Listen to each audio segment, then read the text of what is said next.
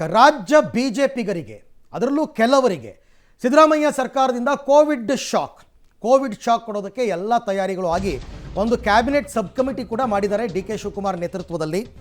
Justice Cunha ವರದಿಯ ಮೂಲಕ ಬಿಜೆಪಿಗರನ್ನು ಹಣಿಯೋದಕ್ಕೆ master plan ಅನ್ನು ಕಾಂಗ್ರೆಸ್ ಸರ್ಕಾರ ಮಾಡಿಕೊಂಡಿದೆ. ಬಿಜೆಪಿ ನಾಯಕರ ವಿರುದ್ಧ ಸಾಲು ಕೇಸ್ಗೆ ಡಿ ಕೆ ಅಂಡ್ ಟೀಮ್ ಈಗ ಸಿದ್ಧತೆಯನ್ನು ಮಾಡಿಕೊಂಡಿದ್ದಾರೆ. PPE ಕಿಟ್ ಖರೀದಿ, ಮಾಸ್ಕ್ ಖರೀದಿ ಸೇರಿದಂತೆ 30 ಮೆಡಿಕಲ್ ಸಾಮಗ್ರಿ ಖರೀದಿಯಲ್ಲಿ ಅವ್ಯವಹಾರವಾಗಿದೆ. ಮೊದಲ ಹಂತದಲ್ಲಿ PPE ಕಿಟ್ ಮತ್ತು ಮಾಸ್ಕ್ ಖರೀದಿ ಅಕ್ರಮದ ಬಗ್ಗೆ ಮೊದಲ FIR ನಿನ್ನೆ ಈಗಾಗಲೇ ಆಗಿದೆ. ಬಟ್ ಅದರಲ್ಲಿ ಯಾವುದೇ ಜನಪ್ರತಿನಿಧಿಯ ಹೆಸರು ಸೇರಿಸಿಲ್ಲ. ಸರ್ಕಾರಿ ಅಧಿಕಾರಿಗಳು, ಡಾಕ್ಟರ್ಸು ಹೆಸರುಗಳನ್ನ ಸೇರಿಸ್ಕೊಂಡಿದ್ದಾರೆ.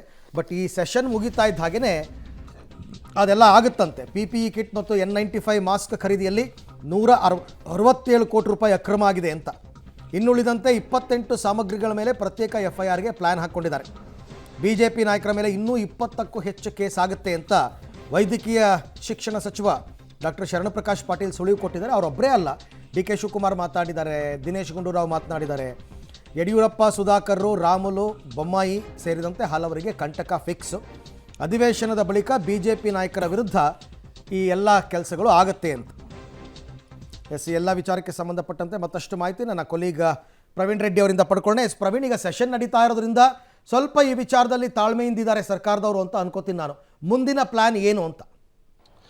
ಅರವಿಂದ್, ಪ್ರಮುಖವಾಗಿ ಕೋವಿಡ್ ಒಂದು ಹಗರಣ ಸಂಬಂಧ ಅಂದರೆ 1500 ಕೋಟಿಗೂ ಹೆಚ್ಚಿನ ಅವ್ಯವಹಾರ ಆಗಿದೆ ಅಂತೇಳಿ ಕಾಂಗ್ರೆಸ್ನ ಎಲ್ಲ ನಾಯಕರು ಕೂಡ ಜಸ್ಟಿಸ್ ಕುನ್ನಾ ಅವರನ್ನು ನೇಮಕ ಮಾಡಿ ಒಂದು ವರದಿಯನ್ನು ಕೊಡಲು ಹೇಳಿದರು. ಅದಾದ ಬಳಿಕ ಈಗ ವರದಿ ಕೊಟ್ಟ ಬೆನ್ನಲ್ಲೇ ಏನಂದರೆ ಕೋವಿಡ್ನಲ್ಲಿ ಪ್ರಮುಖವಾಗಿ PPE ಕಿಟ್ ಹಾಗೂ N95 ಮಾಸ್ಕ್ ಈ ಎರಡೂ ಸಾಮಗ್ರಿಗಳ ಖರೀದಿಯಲ್ಲಿ 167 ಕೋಟಿ ರೂಪಾಯಿಯ ಅವ್ಯವಹಾರ ಆಗಿದೆ ಅಂತೇಳಿ ವಿಧಾನಸೌಧ ಪೊಲೀಸ್ ಠಾಣೆಯಲ್ಲಿ ಪ್ರಕರಣ ದಾಖಲಾಗಿದೆ. ಸೊ ಇದರ ಬಗ್ಗೆ ನಿನ್ನೆ ಶರಣಪ್ರಕಾಶ್ ಪಾಟೀಲ್ ಅವರು ಕಲಬುರಗಿಯಲ್ಲಿ ರಿಯಾಕ್ಟ್ ಮಾಡಿದ್ದು ಏನಂದರೆ ಜಸ್ಟಿಸ್ ಕುನ್ನಾ ಅವರ ವರದಿ ಅಂತೇನೆಂದರೆ ನಾವು ಏನಂದ್ರೆ ಒಂದೊಂದು ವರದಿ ಆಧಾರದ ಮೇಲೆ ಕೇಸ್ಗಳನ್ನ ದಾಖಲಿಸ್ತೀವಿ ಅಂತ ಹೇಳಿದ್ದಾರೆ. ಅಂದ್ರೆ ಕೇವಲ ಆ ಒಂದು ಸಮಯದಲ್ಲಿ N95 ಹಾಗೂ PPE ಕಿಟ್ ಮಾತ್ರ ಖರೀದಿ ಆಗಿರಲಿಲ್ಲ, ವೆಂಟಿಲೇಟರ್ ಆಗಿತ್ತು, ಆಕ್ಸಿಜನ್ ಆಗಿತ್ತು, ಸಾಮಾನ್ಯವಾದಂತಹ ಮಾಸ್ಕ್ ಆಗಿತ್ತು, ಮತ್ತೆ ರ್ಯಾಮ್ಡಿಸಿವಿರ್ ಸೇರಿದಂತೆ 30ಕ್ಕೂ ಹೆಚ್ಚು ಸಾಮಗ್ರಿಗಳನ್ನು ಆ ಒಂದು ಸಮಯದಲ್ಲಿ ಖರೀದಿ ಮಾಡಲಾಗಿತ್ತು. ಆ ಎಲ್ಲಾ ಸಾಮಗ್ರಿಗಳ ಖರೀದಿಯಲ್ಲೂ ಕೂಡ ಅವ್ಯವಹಾರ ಆಗಿದೆ ಅಂತೇಳಿ ಸ್ಪಷ್ಟವಾಗಿ ಜಸ್ಟಿಸ್ ಕುನ್ನಾ ಅವರ ವರದಿಯಲ್ಲಿ ಉಲ್ಲೇಖವಿದೆ. ಹೀಗಾಗಿ ಆ ಒಂದು ವರದಿಗಳ ಆಧಾರದ ಮೇಲೆ ಕೇಸ್ ದಾಖಲಿಸುವುದಾಗಿ ಹೇಳಿದ್ದಾರೆ. ಸೊ ಒಂದಂತೂ ಸ್ಪಷ್ಟ, ಈ ಎಲ್ಲ ಒಂದು ಅವರು ಹೇಳಿಕೆಯನ್ನು ನೋಡಿದ್ದೇ ಆದರೆ ಕೋವಿಡ್ನ ಒಂದು ಅಸ್ತ್ರವಾಗಿಟ್ಕೊಂಡು ಬಿಜೆಪಿ ನಾಯಕರನ್ನು ಹಣಿಯಲು DKC ಅಂಡ್ ಟೀಮ್ ಈಗಾಗಲೇ ಏನಂದ್ರೆ ಒಂದು ಪ್ಲಾನ್ ಅನ್ನು ರೆಡಿ ಮಾಡಿಕೊಂಡಿದ್ದು, ಪ್ರಮುಖವಾಗಿ ಒಂದು ಕೇಸ್ ಮಾತ್ರ ಅದು ಅಧಿಕಾರಿಗಳ ಮೇಲೆ ದಾಖಲು ಮಾಡಿದ್ದಾರೆ.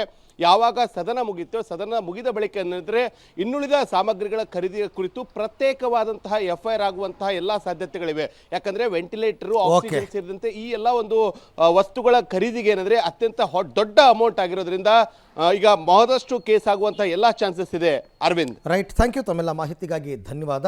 ಬಿಜೆಪಿಯವರು ವಾಲ್ಮೀಕಿ ಹಗರಣ, ಮೂಡಾ ಹಗರಣ, ವಕ್ಫ್ ಹಗರಣ ಅಂತ ಕಾಂಗ್ರೆಸ್ ಅವರು ಕಾಲೆಳಿತಾ ಇದ್ದಾರೆ. ಹಾಗಾಗಿ ನಿಮಗೆ ಬುದ್ಧಿ ಕಲಿಸ್ತೀವಿ ಇರಿ ಅಂತ ಈಗ ಕೋವಿಡ್ ವಿಚಾರಕ್ಕೆ ಸಂಬಂಧಪಟ್ಟಂತೆ ಎಲ್ಲರ ಮೇಲೆ FIR ಹಾಕೋದಕ್ಕೆ ಸಿದ್ಧತೆಗಳಾಗಿದೆ. ಮುಂದಿನ ಡೆವಲಪ್ಮೆಂಟ್ಸ್ ಏನು ಅಂತಕ್ಕಂಥದ್ದನ್ನು ಕಾದು ನೋಡೋಣ. ಯಾರೋ BJP ಮೇಲೆ ಹೇಳವಲ್ರಿ, ಅವ್ರು ಕುನ್ನಾ ರಿಪೋರ್ಟ್ ಕೊಟ್ಟಿದ್ದಾರೆ, ಅದರ ಮೇಲೆ ಅವ್ರು ಕೊಟ್ಟಿದ್ದಾರೆ. ನಾವೇನು ಅದನ್ನು ಮಾಡಬೇಕಾಗಿಲ್ಲ. On the recommendation of some report FIR ಹಾಕಿದ್ದಾರೆ, ನೋಡೋಣ ಅವ್ರು ಏನೋ ಮಾಡ್ತಾರೆ. ನಾವು ಯಾರೋ BJP ಮೇಲೆ ಹೇಳವಲ್ರಿ, ಅವ್ರು ಕುನ್ನಾ ರಿಪೋರ್ಟ್ ಕೊಟ್ಟಿದ್ದಾರೆ, ಅದರ ಮೇಲೆ ಅವ್ರು ಕೊಟ್ಟಿದ್ದಾರೆ. ನಾವೇನು ಅದನ್ನು ಮಾಡಬೇಕಾಗಿಲ್ಲ. On the recommendation of some report FIR ಹಾಕಿದ್ದಾರೆ, ನೋಡೋಣ ಅವ್ರು ಏನೋ ಮಾಡ್ತಾರೆ. ನಾವು ಯಾರೋ